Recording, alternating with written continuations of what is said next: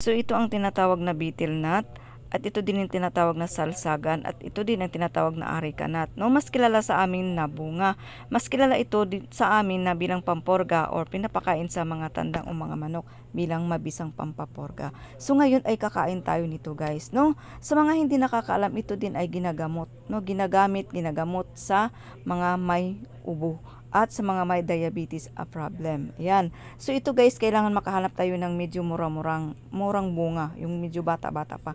Yung bang makatas masabaw. So itong matanda na ito guys, siya po ang nagturo sa akin ng pamamaraan ng ganito, no? Sa ubo at sa diabetes, no? Kwento niya. So itong matanda kasi marami siyang alam sa panggagamot, no? So ito guys, pili tayo ng mga mura or mga yung bang medyo makatas masabaw pa na bunga. So ito ay kaha-harvest pa lang, kararating pa lang. Ayan, so ito guys, mabibilang siya sa kung ginagamit din siya bilang herbal. Pero syempre ang herbal pwede kang gumaling, pwede rin hindi. So ito ginagamit din siya sa lalo lang yung ako'y nagkaubo, ito ang kinakain ko.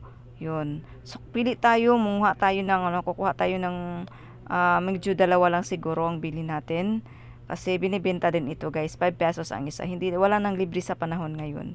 So ayan, kuha tayo. And then nakakuha na tayo guys, nakabili na tayo. So dalawa, yung isa medyo magulang-gulang na, yung isa medyo murang-mura pa or batang-bata pa. So ngayon itong isa guys, idadarang natin ito sa apoy. Ayan, painitin natin. Itong pamamaraan ito, igamot siya sa ubo, no? Papanggamot ito sa ubo yung pamamaraan na yan. And then habang naisasalang natin siya guys, nakasalang siya sa apoy yung isa naman hiwain natin ng 4. Yan, medyo magulang siya konti. At papakuluan natin siya guys. Ayan, papakuluan natin siya for diabetes problem. Ayan, or kahit hindi diabetes at marami pang iba. So talaga. So kumustahin natin yung ating isa na darang. Medyo natutungan siya pero okay lang. Patuloy pa natin. Wag man sanang oh my god. Siya, lumabas yung tubig. Naku, tama na ito guys. Palamigin muna natin. Pagkatapos palamigin natin, hihiwain natin guys. Medyo lumabas yung tubig, sana wag man lang mahibas. Sayang yung sabaw, nakaligtaan ko kasi guys, medyo nag-busy kasi ako dahil naglalaga ako, and then the same time nag-iihaw. So ayan yung itsura niya guys, medyo kumunti yung sabaw.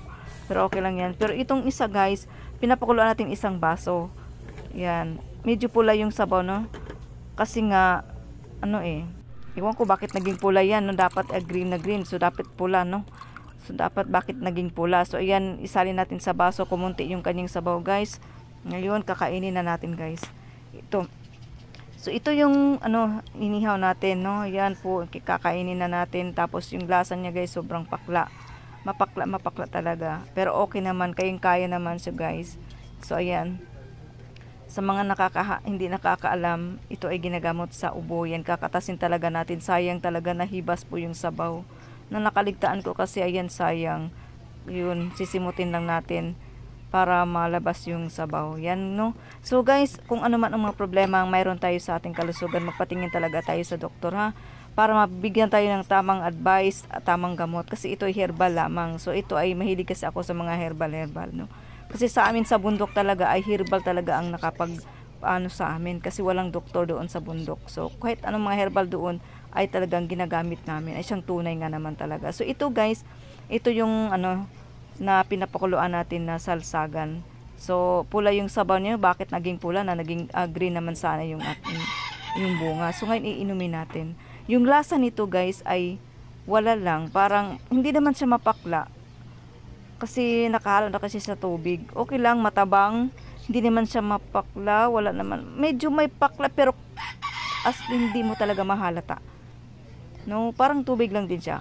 Yan, parang tubig lang din siya. And then ito ang iniinom sa mga diabetes problem. Halimbawa kung umiinom kayo nito guys, pag bumaba na yung sugar lalo sa mga diabetes problem, ihinto nyo na ang pag-inom. Kasi bawal din kasi na uminom kayo lagi nito. Kasi siyempre nakakawala din ito ng sugar. No, pag nasobrahan din naman, no, bawal din. So dapat pag na-normalize na yung inyong sugar, ihinto nyo na ang pag-inom. So ito guys, ito ay sayang, sisip-sipin pa natin. Ito sobrang pakla niyan guys. Yung inihaw, sobrang pakla talaga niya.